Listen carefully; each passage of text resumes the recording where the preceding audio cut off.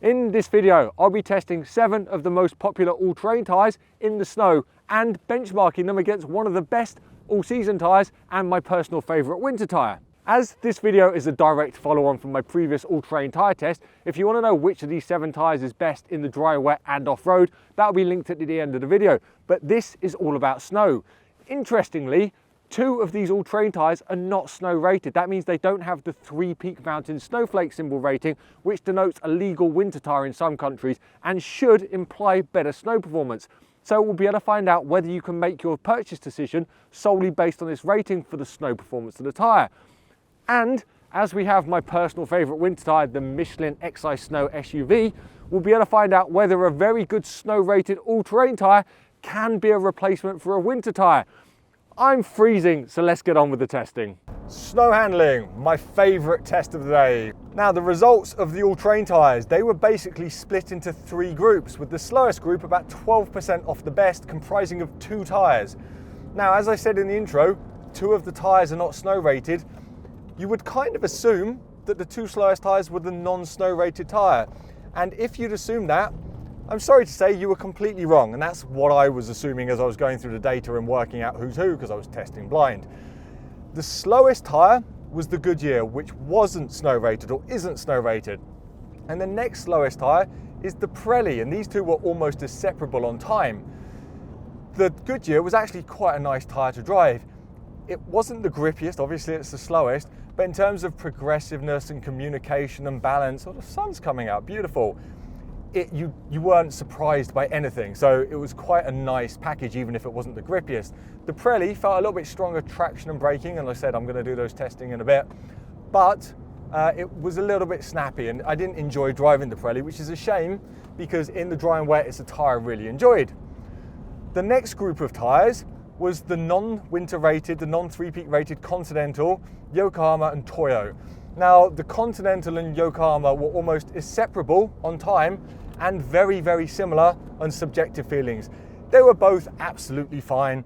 You'd maybe want a little bit more steering on the front axle, and you maybe want a little bit slower reaction of oversteer on the rear axle, but they were both controllable. They weren't the best, but they were both fine. The Toyo was ever so slightly ahead. All of these tyres were about 5% off the best, and the Toyo, it was just unremarkable. And although that sounds negative, it's really not negative, because unremarkable is kind of what you want in the snow with a all-terrain tyre. So good job from Toyo.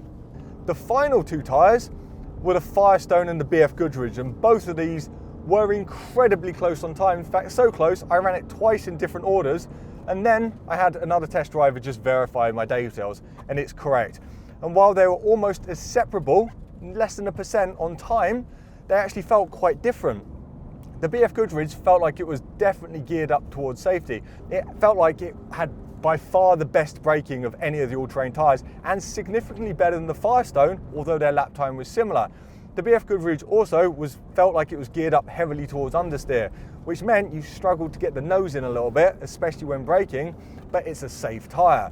The Firestone, on the other hand, was, like I said, it felt a little bit weaker on traction and braking. Oh, there we go, almost around. But when it started sliding, the rear would come out quite quickly like that. But as you were getting to like near the limit, you could hold the tyre at large yaw angles, which made you feel pretty cool actually, and probably helped it in lap time. But they were the main differences of the tyres. Of the 2, you're going to have to say from handling at least, the BFGoodrich was the best, and I'm going to go on to do the traction and braking next just to confirm what I found, but both tyres were exceptional. So what about the all-season and winter tyres? Well, to get the best benchmark for the all-season tyre, the non-snow rated Michelin Defender LTX, I ran it back to back with the BFGoodrich, the best of the all-terrain tyres, and it was actually very impressive. I was thinking as an all-season tyre, non-snow rated, it was going to sit behind all the snow rated all-season tyres, and it didn't. It finished behind the Firestone and the BFGoodrich, but ahead of everything else. Mighty impressive. It is reviewed, I've not tested it myself personally, but it is reviewed as a very good all-season tyre in the snow, and Michelin are very proud of its snow performance, even if it isn't 3 peak marks. But still, to beat snow-rated all-terrain tyres with their big, chunky tread patterns, very impressive. I'm looking forward to seeing how it does in acceleration and braking, because I didn't quite get a gauge on that, because everything just happened a little bit more slowly, but it was also very progressive. As for the winter tyre, the question, can a winter rated all-terrain tyre replace a winter tyre in extreme conditions? And if you've been following along mentally, you're going to know the answer to this. Absolutely not. The Michelin XI Snow is one of my favourite winter tyres on snow, just because it's so good in every single direction. Anything you ask from that tyre, it does. So I probably put the all-terrain tyres at a bit of a disadvantage. But holy smoke getting out. After spending the day on all-terrain and the all-season tyre, just kind of, you want to call it snow handling, but it almost feels like snow sailing. You're kind of like, you're asking the F-150 to go in a direction and hoping it listens to you a lot of the time.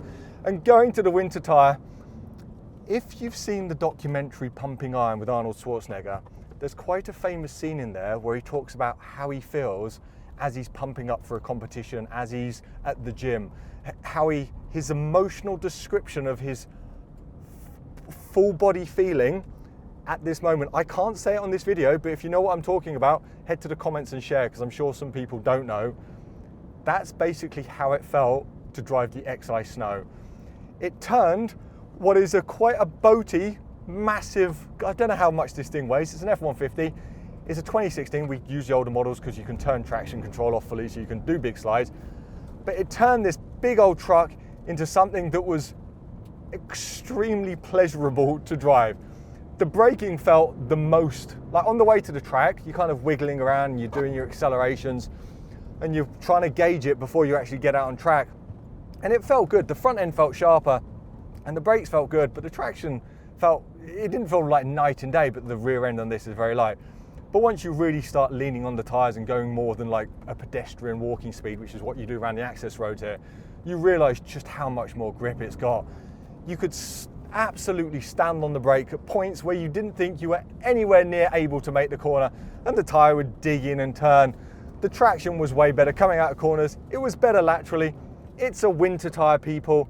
And if you live in a region like some of these all-terrain tyres, the BFGoodrich and the Firestone especially, they're surprisingly capable on what is, like, what's it saying? It's 4 Fahrenheit outside. We tested a little bit warmer, but this is extreme for these kind of tyres, and they're all surprisingly capable. But surprisingly capable versus extremely capable because it's designed for these conditions. The winter tyre is designed to excel in this, and it absolutely does. So if you live in a region where you get occasional snowfall, a winter rated all-terrain tyre, the correct winter rated all-terrain tyre, is absolutely a good choice. But if you live in a region that sees a lot of snow and you want the most safety, it's got to be a winter tyre. Right, let's finish this quickly so the video doesn't go on forever as they always seem to on this channel. The traction times on the screen. It's worth noting there was only a 6.5% difference between the winter tyre and the best all-terrain tyre in snow traction, but a 32% difference between the best all-terrain tyre, which was again the BFGoodrich, and the worst. The BFGoodrich might have been an absolute standout for an all-terrain tyre in the snow, but the second place Firestone was still 23% ahead of the worst all-terrain tyre, as was the non-3-peak marked all-season tyre. More on that in a bit. This variance continued in snow braking. The BFGoodrich was again the best, rounding it out as a triple winner in the snow, but this time it was nearly 15% behind the winter tyre, so the winter tyre had a bit more of an advantage. That was still 20% better than the worst all-terrain tyre, confirming that there's a bigger variance in snow performance between a good and a bad all-terrain tyre than there is between a good all-terrain tyre and one of the world's best winter tyres. Again, the Michelin all-season, the Defender LTX, proved to be extremely strong. Very impressive tyre, and I don't want you to think this is how all the all-season tyres are on the market, because this is a standout product in the category. The obvious elephant in the room is how some of the 3-peak marked tyres were beaten by non-3-peak marked tyres.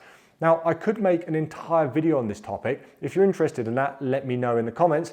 But the short version is that to gain the 3-peak mark, which is sometimes called severe snow rated, you know the one, your tyre has to be 10% better in a traction test than a standardized reference all-season tyre. In this test, the 3-peak marked Pirelli and Yokohama had worse snow traction than the non-3-peak marked Continental and the all-season tyre, which I've said isn't snow rated. And the 3-peak marked Toyo had worse braking than both. Does this mean Pirelli and Yokohama cheated in the traction test?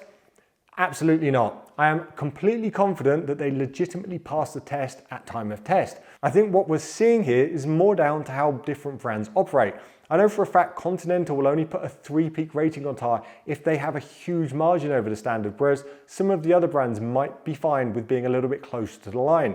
In the case of the all-season tyre, this might simply just be marketing, as just because a tyre is 3-peak capable, it doesn't mean it has to have it on the sidewall. The Cross Climate 2 is certainly a better tyre in the snow than the Defender LTX, so perhaps that's why the LTX has just been omitted the marking to give the consumer a bit more separation between the two products, or perhaps it was just having a really good day in the Michelin snow.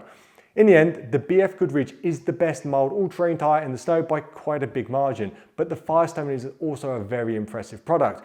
Be sure to cross-reference this test with the dry, wet and off-road part. I've already done it, it will be linked in the description, to find the very best tyre for your needs. I'll update the article on the Tyre Reviews website, so all the data will be sortable and score weightable, so you can just exactly find what tyre is best for you. As always, thank you for watching. Any questions, please ask below, and as always, I've said that twice, but I'm committed, safe motoring.